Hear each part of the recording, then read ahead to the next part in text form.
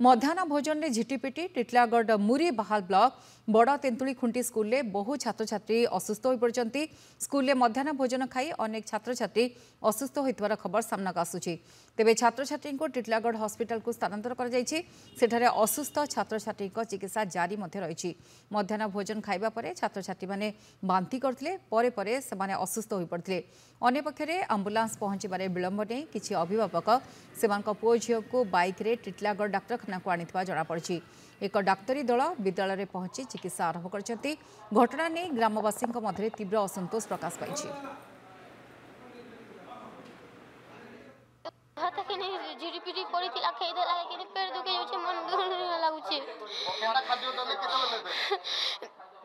नौ बजे मोर केंद्र जाऊँ बाती बाती लगुच गोड़ केंद्र से भात ने झिटिपिटी पड़ी जाता सेटा खाईदेला और पेट दर्द दौचे बोलছে।